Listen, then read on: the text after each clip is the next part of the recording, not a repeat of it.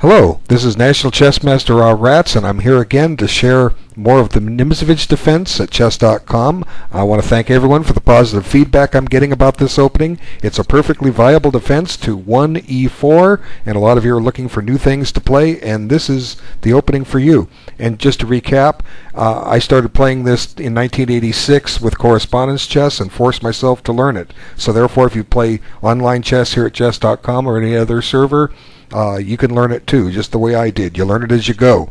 This is what I outline in my lessons program. Study openings as you go. That's the way to learn them.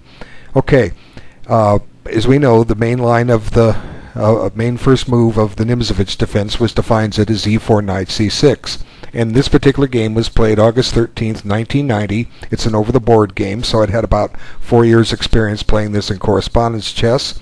And I'm on my own. I don't have a book to look up while I'm playing this at home from the comfort of my living room. So, as I've pointed out, the far most common response that white will play here is d4, and I choose to play d5, and this is the system I will be teaching to you. Of course, as I mentioned in the introduction, there are other moves to play as black, but this is the one that I choose. And once again, we reach a divergence. There are three main lines to push the pawn, which we saw in the last video with e5, to play e takes d5, and I'll show that one later. But the common move preferred by stronger players is knight c3, and this is a very, very interesting variation. And usually what it involves white sacrificing a pawn for anywhere from 5 to 10 moves, and he tries to cramp the black position. And as I've pointed out, there are a number of ways to handle this position. Black can play knight f6. Black can play e6. If you're fond of playing French defense, you can go into a lot of variations with e6, and they're safe and solid. And I'll cover some of these later. But the key position that I wish to cover today is d takes e4 when black accepts the gambited pawn. And we've now reached, like I say, a critical position. And if white goes ahead and takes on e4, he's just blundered a pawn, so he doesn't have time to do that. The key move here in this position is when white plays d5. And as I pointed out in my introduction, it is possible to play a line knight b8, and it's fine, but I choose not to do that. I really don't like having to bring that knight back with the white position open like this. So I choose to play knight e5, and now we've reached the defining position. There are two main candidate moves for white here. They are bishop f4, which I'll cover later, and queen d4. Moves like knight takes e4 are totally harmless, and I have a game to share with that in the near future, and I won't get off into that tangent today.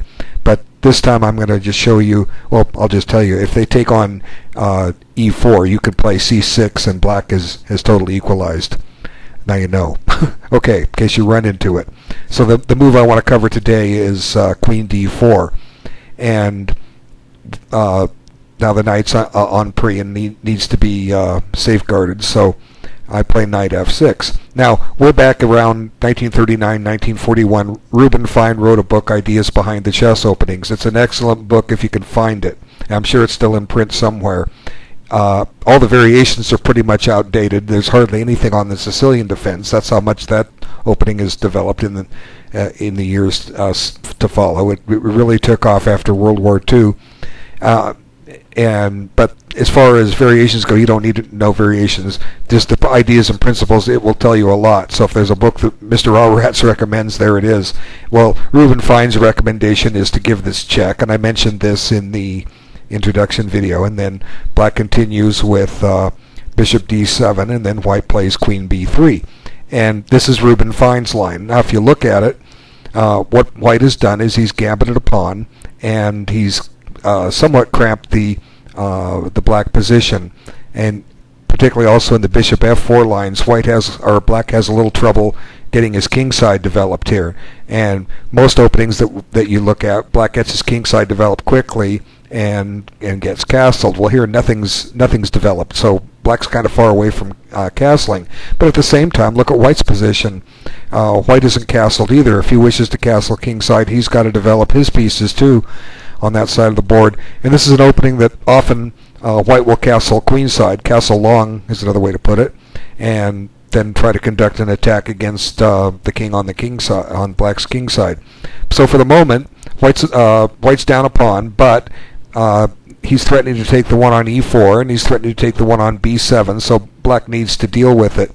And according to the little amount of theory that's printed on this, probably necessary for black is to play queen c8. And this was a move that I was familiar with, and that I happily played. And so if you think about it, look at black's game. He is a little cramped, and he needs to get that king bishop developed. Well, for the moment, the knight on, if you want to fianchetto it, the knight on g6 is in the way, so it pretty much has to, black has to play e6 or e5 at some point, and we'll get to which is correct here in a moment or two, but not quite yet when we get into that discussion. And there's a lot of there's a few variations. There's not much theory on this, and that's what's the good thing about this kind of opening.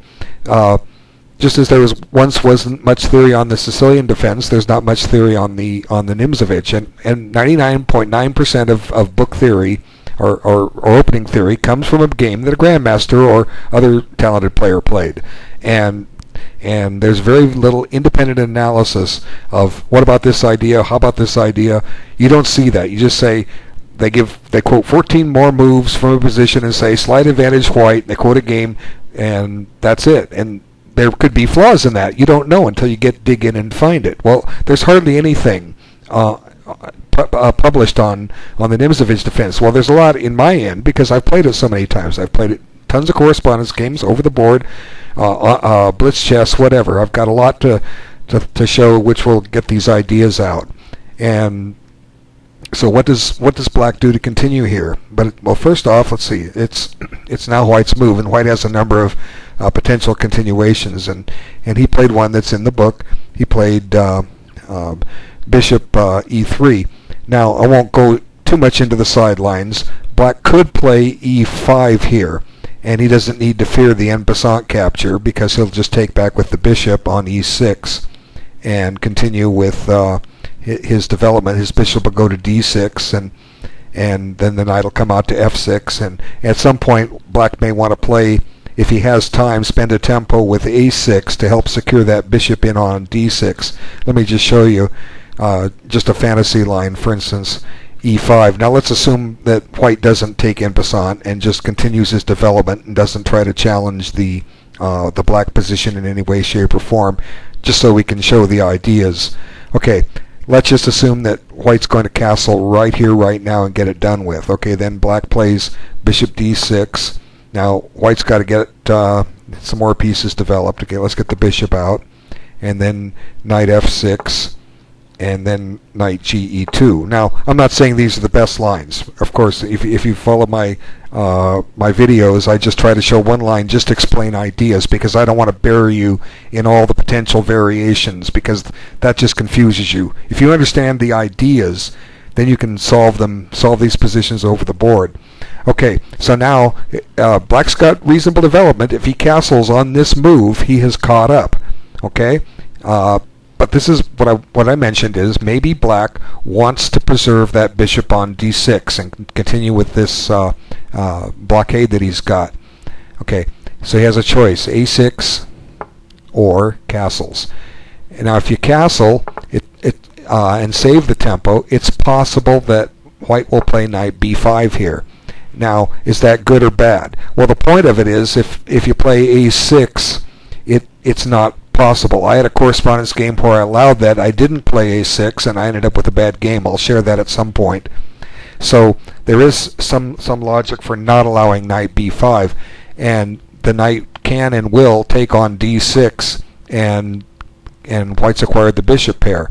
And like I say, that's a whole nother variation, but I wanted to kind of just explain some of these concepts. Now, if you look at this blockade that black I was talking about, black set up a blockade on the dark squares.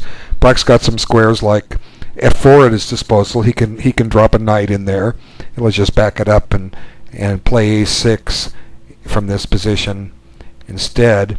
And like I say, we'll discuss this position. Black just needs to castle, but now knight b5 is forever thwarted.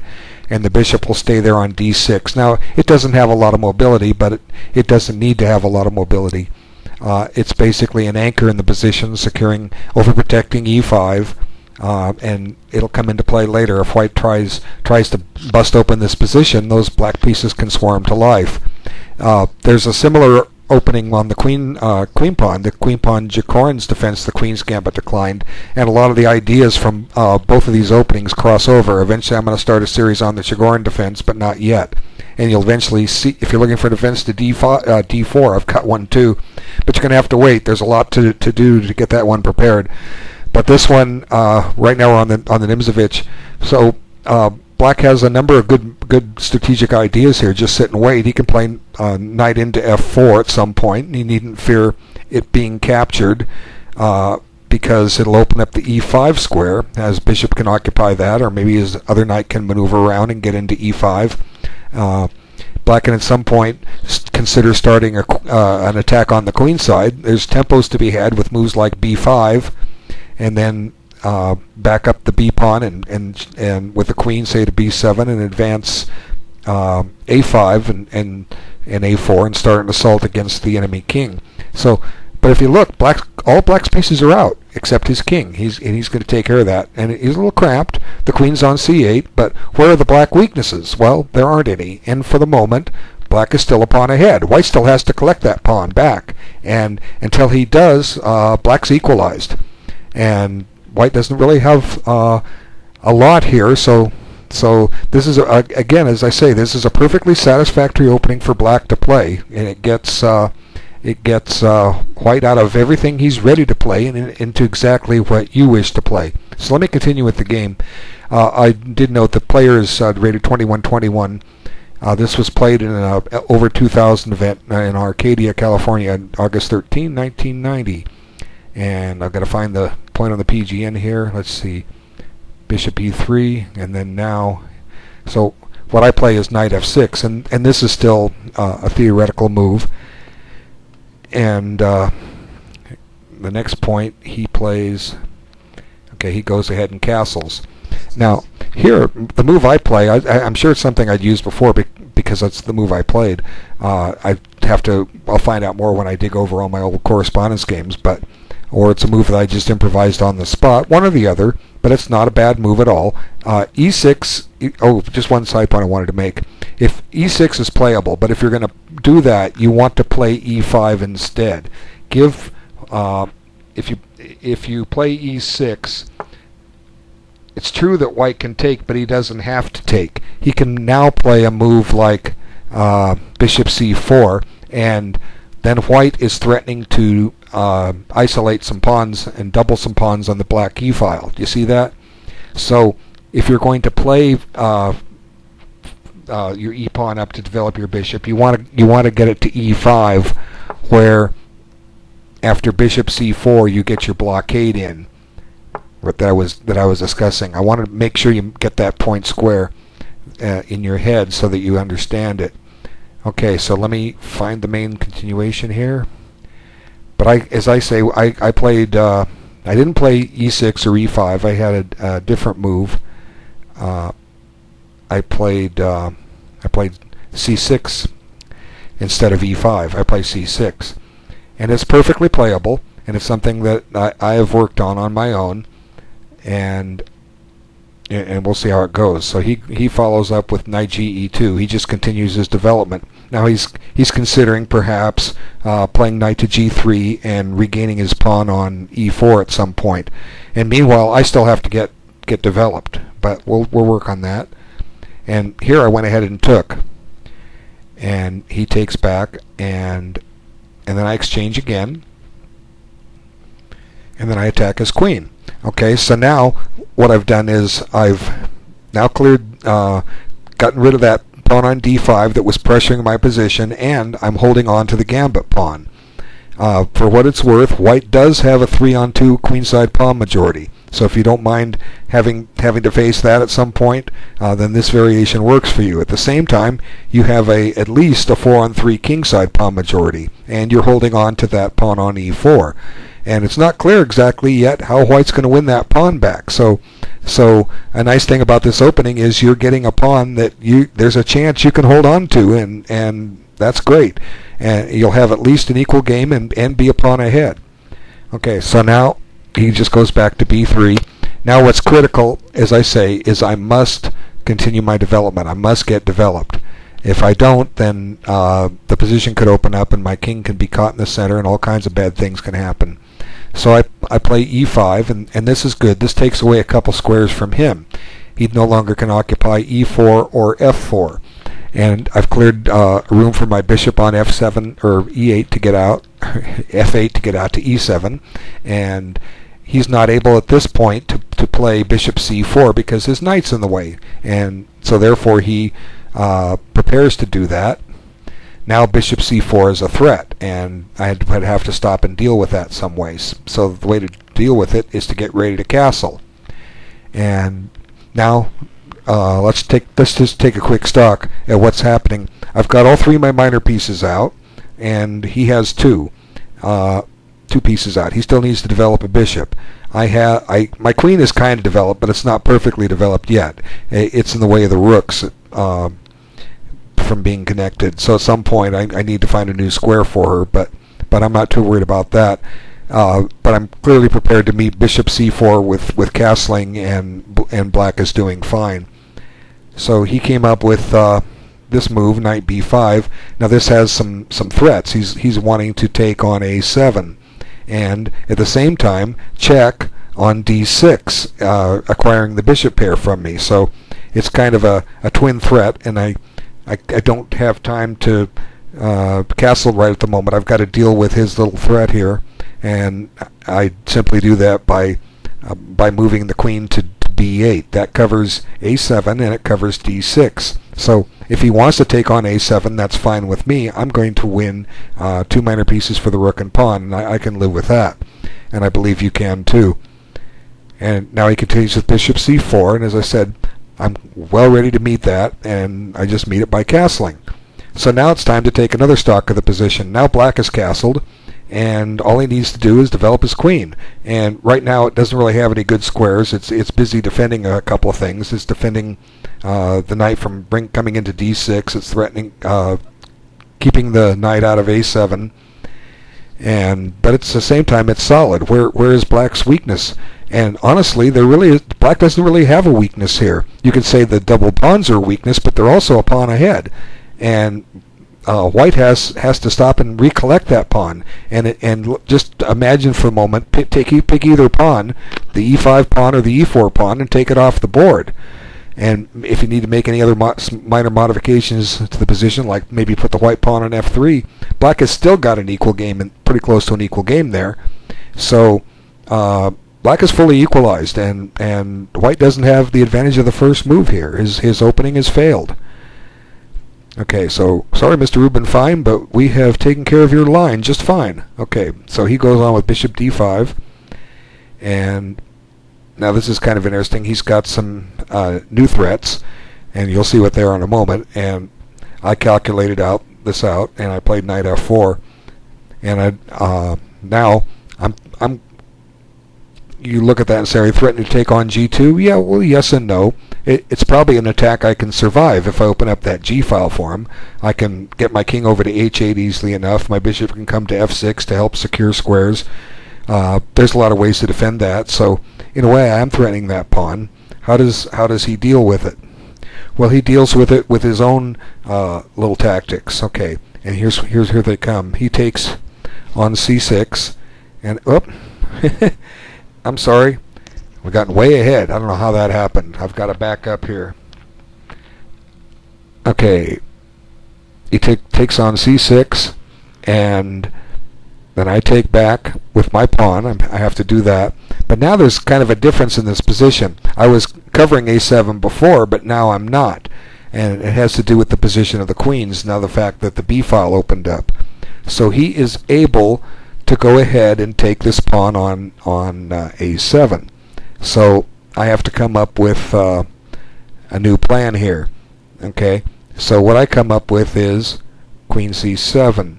Now I'm threatening to take that knight, but I couldn't take it before because he has a Zwischenzug. He takes queen takes b8 and removes the defender of a7.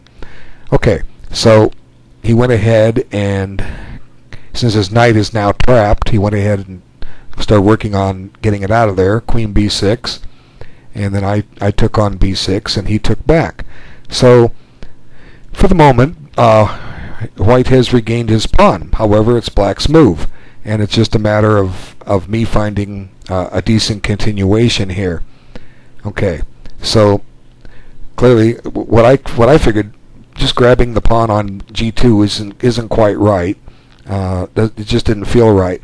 I want to work on his position here and try and take advantage of the fact that his knight's out of play. So I centralize my knight with knight to d5. Now his bishop's under attack, and it has to be dealt with. And as I've always said, these are always easy lines to analyze when you're doing candidate moves, because the replies are limited. When you analyze knight d5, you ask yourself, where does that bishop go? Well, think about it. It can't go to c5. It can't go to d4. It can go to e3, and we'll come back to that in a moment. Where else can it go? It can't go to a5 because a7 hangs, and there's that leaves white with choices of rook takes d5, and I can live with that, and that's about it. So we'll just see the continuation here. He found this move instead. I didn't mention that candidate move, but once again I have an out here, and that's just to stop and give a check. Okay, so I give this check and deal with things here in a moment. Okay, so he needs to get out of check, and he's got to be careful. If he just moves his king to b1, I could play a move like rook a6, or just take his bishop. I mean, I have all kinds of, well, yeah, I have to take his bishop because my knight's loose. But he has this move. Now probably better is to play bishop takes with check here, and then follow up with the knight taking on e3. But I guess the reason I didn't make this choice, looking at this later, just take a quick look. Bishop takes, pawn takes, and knight takes. Okay, I'm on the rook, I'm on this pawn, but I guess I didn't like those three connected pass pawns, because he has 3 on 0 and I have 5 on 2. But a good rule of thumb is that 3 pawns run faster than 5 do against 2. That's just a general rule of thumb. And although I can probably win back that one on a2, after rook d2, I don't know. I guess this was the type of position where I felt that having the bishop, the long range piece, would be better. But this is actually okay for black, but I like the other line better. It's one of the times I disagree with the silicone interpretation. As I was making the PGN on this on ICC, I was checking it out on Stockfish to make sure there was no major blunders that I wouldn't miss, and it had a black a pawn and a half ahead if you take with the knight there instead, and I like taking with the bishop. And a lot of times I'm known to prefer knights over bishops, but this is definitely one where I think the bishop is better than the knight. So he goes there to e3, and I took with the knight, and knight takes back. Oop, hit the wrong one. Okay, hang on, I'll get it right. Bishop takes, no, not bishop takes e3. Knight takes e3. F takes e3. I'm in the wrong one again. I'm sorry. I have trouble with the way that chess.com's interface handles the sidelines here. I mean the variations. Okay, so bishop e3. I take with the knight, and he takes with the pawn. And there I did it again. I see where it is. Knight takes e3. Okay, Now here, f takes e3. Now, that pawn on e3 is now a weakness. I don't need to take it right now, even though it's with check. What I want to do is I want to eliminate that pawn on a2 and just get rid of the possibility of him running 3 pawns. I can handle him running 2 pawns. 3 is a little tougher, and e3 is a weakness. As I said, this is one of the reasons why I chose to have the bishop versus the knight. But give me a good knight versus a bad bishop any day of the week, and you're in trouble. And hopefully you can say the same thing when you get them. Okay, so now rook takes a2. Okay. Now he's got, at some point he has to stop and deal with e3. So I gain the tempo here. So he came this way, and here I'm happy to get my pawns running and get mine running before he does. He's not really prepared yet to start advancing his pawns, but the fact that he's down to 2 instead of 3, I can breathe a lot easier. But it's interesting, the computer evaluation of this was saying it's about even, but I think it just doesn't see far enough. It's the horizon effect beating the computer, and this is one way that you can actually defeat a chess engine if you have an even position. It's called the horizon effect. The long-term variations of this come 25, 30 moves down the line when black finally converts his advantage, and the computer just can't see that far. And therefore, however far deep it sees, 5 moves, 10 moves, whatever it sees, it only sees that it's a little better off and doesn't catch the whole picture. But the long run is that black is winning this. I firmly believe. So I don't always trust a computer evaluation in an endgame, when you have long-term goals in mind. Okay, so now he puts the question to my rook, and I'm happy, as I say, to go into a bishop versus knight ending because I believe my 5 on 3 will run quicker than his 4 on 2. I mean 2 on 0.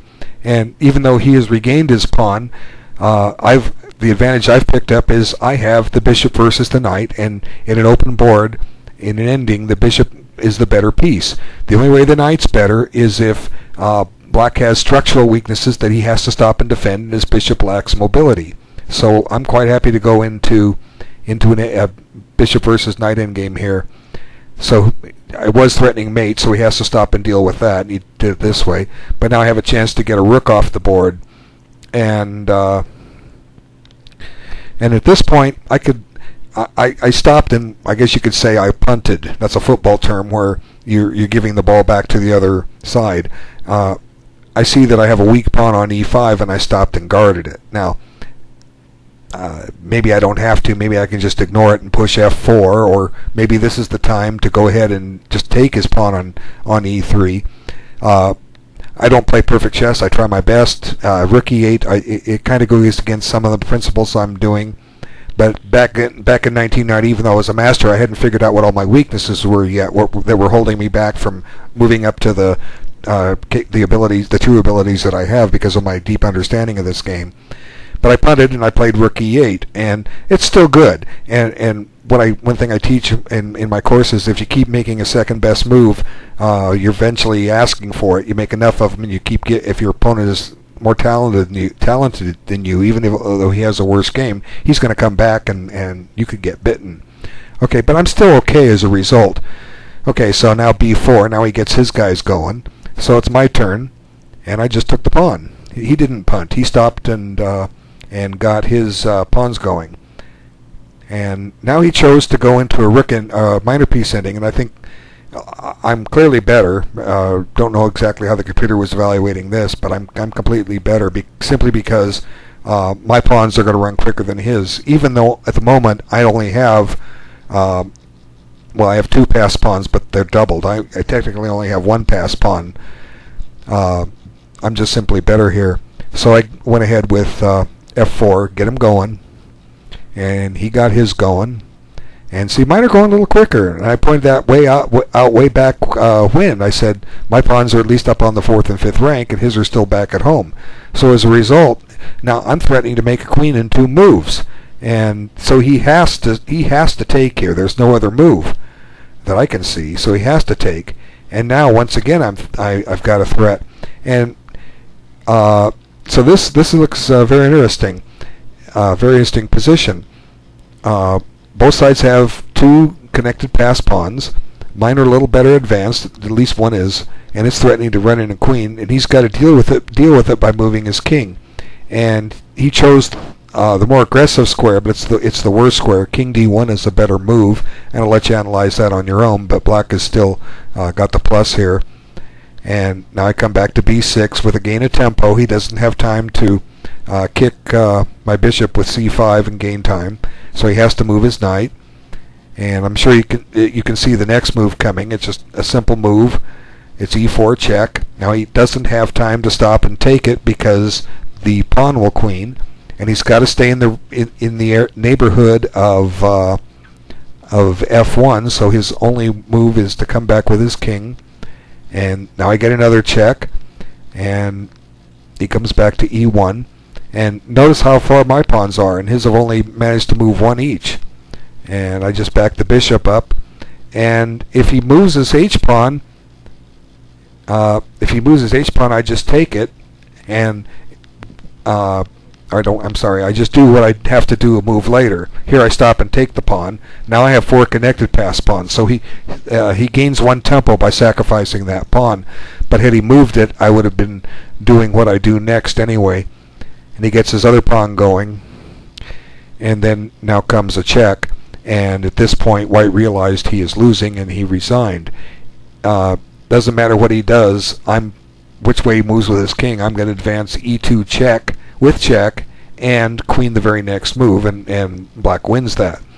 So Rubin Fine's line has failed. Black is going to come out of it okay. Of course, you can misplay it, but we can chalk one up that this variation is safe, solid, and good. And I want to close this with a thank you for stopping to take the time to watch this. There are going to be a lot of these Nimzovich defense videos coming.